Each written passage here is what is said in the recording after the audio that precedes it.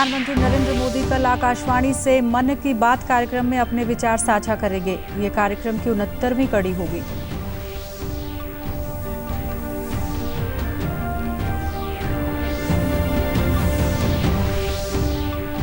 केंद्रीय स्वास्थ्य मंत्री डॉक्टर हर्षवर्धन ने भारतीय आयुर्विज्ञान अनुसंधान परिषद के स्थापना दिवस को किया संबोधित।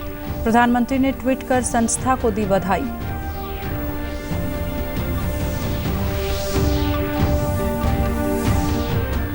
हरियाणा दिवस पर लागू की जाएगी उद्योग पॉलिसी।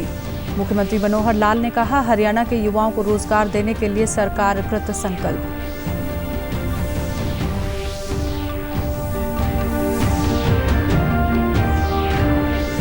और किसानों ने कृषि विधेयक का किया समर्थन। कहा, केंद्र ने किसानों के हितों को देखते हुए रबी की फसलों पर न्यूनतम समर्थन मूल्य में की बढ़ोतरी। नमस्कार, मैं मंजू सिंधु और अब खबरें विस्तार से। प्रधानमंत्री नरेंद्र मोदी कल आकाशवाणी से मन की बात कार्यक्रम में अपने विचार साझा करेंगे। ये इस मासिक रेडियो कार्यक्रम की 69वीं कड़ी होगी। इसका प्रसारण आकाशवाणी और दूरदर्शन के समूचे नेटवर्क से किया जाएगा तथा ये हमारी वेबसाइट newsonair.com और news on AIR mobile app पर भी उपलब्ध होगा। ये आकाशवाणी, DD न्यूज़, प्रधानमंत्री कार्यालय तथा सूचना और प्रसारण मंत्रालय के YouTube चैनलों पर भी सीधे प्रसारित होगा। आज भारतीय आयुर्विज्ञान अनुसंधान परिषद का 79वां स्थापना दिवस है। इस मौके पर केंद्रीय स्वास्थ्य मंत्री डॉक्टर हर्षवर्धन ने स्थापना दिवस कार्यक्रम को संबोधित किया। उन्होंने कहा कि देश में एक दिन में 10 लाख PPE किट का निर्माण हो रहा है। That's the level of our potential. So there is in every field. We all remember PPEs. There used to be a lot of hue and cry about the PPEs. We were importing all of them. Now we have 110 manufacturers in the country. We are producing more than 5 lakhs per day. स्वास्थ्य मंत्री ने कहा कि Covid के दौरान प्रधानमंत्री के आत्मनिर्भर भारत अभियान से स्थिति सफलतापूर्वक बदली है। भारत ने 100 से ज्यादा देशों को हाइड्रोक्सीक्लोरोक्विन दवा मुहैया करवाई है। About developing an Atmanirbhar Bharat. I think that is a great inspiration to all of us. At least I feel that the scientific community can take a lot from that. And the experience of having worked during COVID and having been able to successfully change the situation from a situation where we are importing everything to a situation we are now exporting everything, in a position to export. Exported hydroxychloroquine to over 140 countries. प्रधानमंत्री ने CSIR के स्थापना दिवस पर tweet के माध्यम से संस्था को शुभकामनाएं दी। उन्होंने ट्वीट में कहा कि CSIR के स्थापना दिवस पर इससे जुड़े लोगों को बधाई। भारत में वैज्ञानिक अनुसंधान और नवाचार को आगे बढ़ाने में CSIR सबसे आगे है। वे कोविड-19 से लड़ने में भी महत्वपूर्ण भूमिका निभा रहे हैं। भविष्य के प्रयासों के लिए CSIR को शुभकामनाएं। मुख्यमंत्री मनोहर लाल ने कहा कि हरियाणा दिवस पर प्रदेश में उद्योग पॉलिसी लागू की जाएगी। इसके लिए ड्राफ्ट तैयार कर लिया गया है। उन्होंने कहा कि वे हरियाणा के युवाओं को रोजगार देने के लिए कृत संकल्प हैं। वे आज गुरुग्राम में हरियाणा उद्यम एवं रोजगार नीति को लेकर एक बैठक की अध्यक्षता कर रहे थे। इस अवसर पर मुख्यमंत्री ने कहा कि प्रदेश में 75% युवाओं को रोजगार मुहैया हो सके, इसके लिए जल्द ही उन्हें स्किल डेवलपमेंट की ट्रेनिंग दी जाएगी। 1 नवंबर जो हरियाणा दिवस 2020 उस दिन से उसको लागू करेंगे और मैं समझता हूँ कि हरियाणा जैसे औद्योगिक दृष्टि से पहले भी हमारा बहुत अच्छा स्थान है, लेकिन और आगे कैसे बढ़ें, हरियाणा प्रदेश को किस प्रकार से हम समृद्ध बनाएं और विशेष तौर पर उसमें हरियाणा के युवकों को नौकरी देने की बात, उनको प्राथमिकता देने की बात, उनकी रिजर्वेशन की बात, इस पर भी चर्चा हुई है। कुछ सुझाव आए हैं और ख़ास करके हरियाणा का युवक पढ़ा लिखा है, स्किलिंग का एक सुझाव ज़रूर आया कि उनको अच्छी स्किलिंग दे करके ताकि उनका बिहेवियर, उनका एटीट्यूड उद्योग में प्राइवेट नौकरी की तरफ आगे बढ़े। तो इस नाते से इसके ऊपर सारी योजनाएं बना करके और हम हरियाणा के युवा को कैसे ज़्यादा नौकरी मिले इसके प्रावधान करेंगे। मुख्यमंत्री ने कहा कि विपक्षी पार्टी कृषि विधेयक पर भ्रम फैला रही है। उन्होंने कहा कि वे किसानों के हितों के साथ खिलवाड़ नहीं होने देंगे।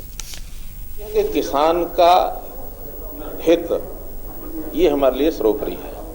प्रधानमंत्री जी ने कहा कि किसान की आय किस प्रकार से डबल हो, तो डबल आय के लिए बहुत से प्रावधान किए गए हैं, बहुत सी चीज़ें लागू हो गई हैं, बहुत सी चीज़ें लागू करनी हैं। तो ये 2022 तक किसान की आय डबल होगी, ऐसा हमारा विश्वास है। उसी में चाहे वो लगातार एमएसपी बढ़ रही है और जो पहले की तुलना में उसके बढ़ने की गति बहुत ज़्यादा बनी है, उसी में ये जो 3 अध्यादेश की जो बात आई है, जो बिल बन चुका है, एक्ट बन चुका है, उस एक्ट की बात आई है, उसकी इम्प्लीमेंटेशन की बात आई है। इसमें कुछ भ्रम फैलाने की जो बात की गई है, पॉलिटिकल जिसको कहना चाहिए कि अपना एजेंडा लेकर के खास करके कांग्रेस ने इसको हवा देने की बात की है। मैं इतना ही पूछना चाहूँगा कांग्रेस के नेताओं से कि जब उनकी सरकार थी, चाहे केंद्र में थी, चाहे हरियाणा में थी, वो 2009 से लेकर 2014 तक जो चर्चाएं उस समय चली थी, ये सारे जितने आज एक्ट बनाए जा रहे हैं, इनकी भूमिका उस समय बनी हुई थी। वो जो एक्ट उस समय बनने जा रहे थे, उन्होंने कुछ बनाया, कुछ नहीं बनाया, कुछ अधूरे छोड़े। और चाहे उसमें स्वामीनाथन रिपोर्ट की बात की इम्प्लीमेंटेशन करने की बात थी, जो वो नहीं कर पाए थे, आज अगर वो हो गए हैं तो उसी में अब उनका जो विरोध नजर आता है, ये बेमाने हैं। ये तो एक प्रकार का राजनीतिक हेतु ध्यान में रख करके आलोचनाओं का जो विषय वो कर रहे हैं। किसानों के लिए लाए गए 3 विधेयकों का भिवानी के किसानों ने स्वागत किया है। किसानों का मानना है कि नए विधेयक से अब वे देश के किसी भी हिस्से में अपनी फसल को बेच पाएंगे और कॉन्ट्रैक्ट फार्मिंग के माध्यम से परंपरागत फसलों के बजाय नया फसल चक्र अपनाकर लाभकारी मूल्य देने वाली फसलों को उगाने का काम करेंगे। किसानों ने बताया कि रबी की फसलों पर न्यूनतम समर्थन मूल्य में बढ़ोतरी करके प्रधानमंत्री ने उनका ये संशय भी दूर कर दिया है कि न्यूनतम समर्थन मूल्य जारी रहेगा। अब ये देखो, जैसे कि इन्होंने चने में भी 225 रुपये सरकार किसान के लिए फ़ायदे में किया है, और अपने जौ में भी इन्होंने फ़ायदे के लिए किया है, दाल में भी इन्होंने फ़ायदे के लिए किया, हर एक में इन्होंने अपनी एमएसपी बढ़ाई थी सरकार ने, और वो 1 अक्टूबर से लागू भी हो रही है। और 1 अक्टूबर से जो किसान की जो फसल है वो खरीदने सरकार स्टार्ट कर रही है।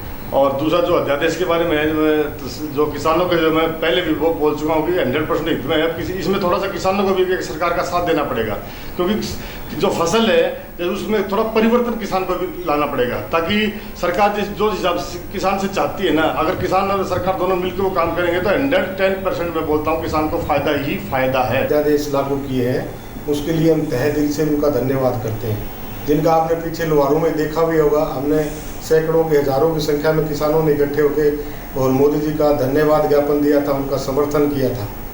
तो ये बिल बिल्कुल किसानों को आज़ादी देने वाला बिल है। सरकार ये जो कर रही है किसानों के हित के लिए कर रही है, क्योंकि किसानों को नया बाजार मिलेगा, वो कहीं भी अपना बेच सकते हैं, जो पहले आप शायद नहीं कर सकते थे। और लोगों को ये सिर्फ भ्रमित किया जा रहा है कि एमएसपी खत्म होगा, एमएसपी खत्म होगा। अगर हमारे देश के प्रधानमंत्री जो एक संवैधानिक पोस्ट पर बैठे हुए कह रहे हैं कि एमएसपी खत्म नहीं होगा, तो जो छोटे मोटे किसानों को जो भड़काया जा रहा है, बिल्कुल ही गलत भड़काया जा रहा है। केंद्र सरकार द्वारा पारित कृषि विधेयक का जींद जिले के किसानों ने समर्थन किया है। उनका मानना है कि केंद्र सरकार द्वारा पारित विधेयक उनके पक्ष में है और इससे उनको कोई नुकसान नहीं है। किसानों ने कहा कि ये केंद्र सरकार की अच्छी पहल है और अब किसान देश की किसी भी मंडी में अपनी फसल बेच सकता है। पास किया गया है, पहले कहते थे कृषि अध्यादेश, ये अब अध्यादेश नहीं रहा, ये दोनों संसदों में पास हो चुका है। ये अब कृषि विधेयक बन चुका है, कृषि विधेयक 2020 जी, ये जो लागू हो चुका है। अब तो सांप जाने के बाद लकीर पीटने का काम है। विपक्षी पार्टियां लकीर को पीट रही है, सांप तो निकल चुके हैं अब, और इससे किसानों को कोई नुकसान नहीं है।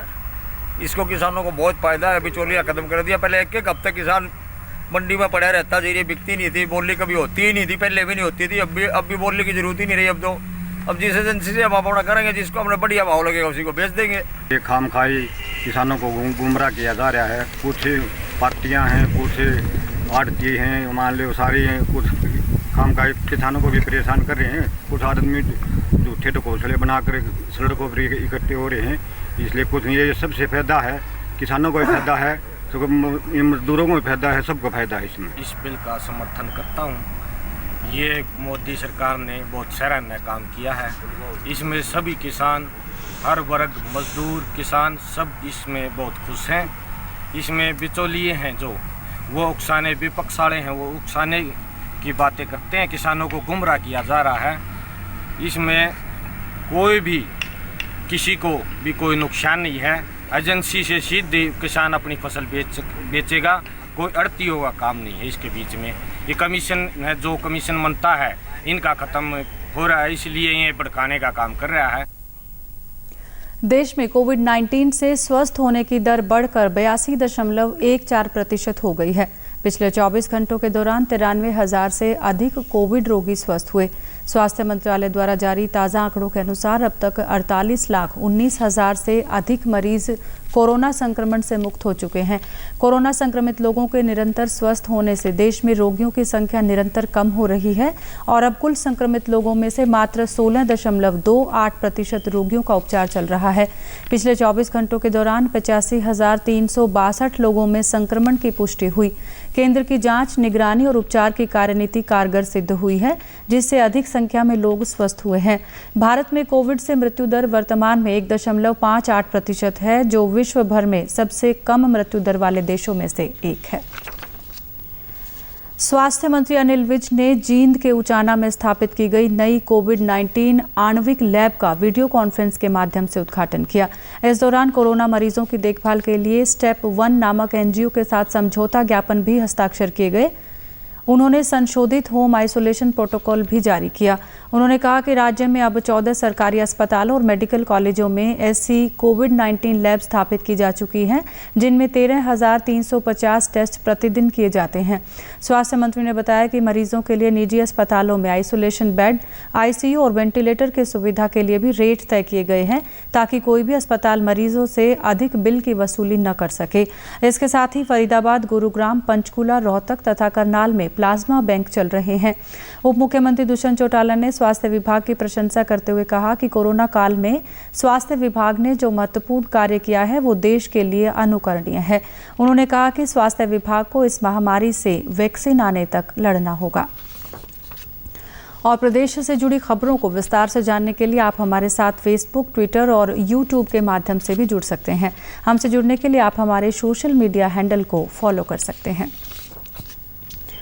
हरियाणा के खेल मंत्री संदीप सिंह ने कहा कि प्रधानमंत्री नरेंद्र मोदी देश की जनता को बार बार योग और खेल के लिए प्रेरित कर रहे हैं, ताकि हर देशवासी स्वस्थ रहे। वे आज फिट इंडिया मुहिम के तहत कुरुक्षेत्र जिले के मार्कंडेश्वर हॉकी स्टेडियम शाहबाद में आयोजित एक जागरूकता रैली कार्यक्रम को संबोधित कर रहे थे। इससे पहले खेल मंत्री ने जागरूकता रैली को रवाना किया, जो आमजन को फिट इंडिया मुहिम के तहत स्वस्थ रहने के लिए योग और खेलों के प्रति जागरूक करेगी। इस दौरान खेल मंत्री ने भी रैली में दौड़ लगाई और हॉकी खिलाड़ियों को खेल सामग्री भी वितरित की। खेल मंत्री संदीप सिंह ने खिलाड़ियों को स्वस्थ रहने का संदेश देते हुए कहा कि युवा पीढ़ी को अवश्य ही खेल और व्यायाम को अपनाना चाहिए, ताकि एक नई ऊर्जा के साथ स्वस्थ भारत के निर्माण में महत्वपूर्ण भूमिका अदा की जा सके। उन्होंने कहा कि हरियाणा में खेलो इंडिया खेल अनूठे अंदाज में होंगे, जहां नए खिलाड़ियों को अपनी प्रतिभा दिखाने का अवसर मिलेगा। और अब अंत में इस बुलेटिन के मुख्य समाचार एक बार फिर।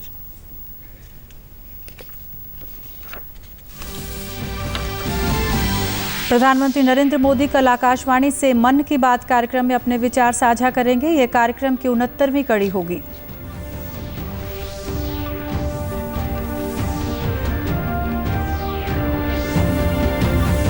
केंद्रीय स्वास्थ्य मंत्री डॉक्टर हर्षवर्धन ने भारतीय आयुर्विज्ञान अनुसंधान परिषद के स्थापना दिवस को किया संबोधित। प्रधानमंत्री ने ट्वीट कर संस्था को दी बधाई।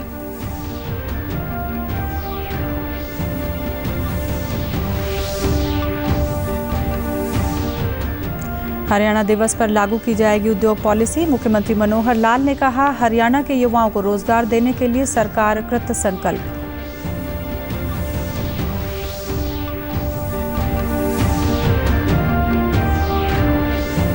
और किसानों ने कृषि विधेयक का किया समर्थन। कहा, केंद्र ने किसानों के हितों को देखते हुए रबी की फसलों पर न्यूनतम समर्थन मूल्य में की बढ़ोतरी। समाचारों में आज के लिए इतना ही। नमस्कार।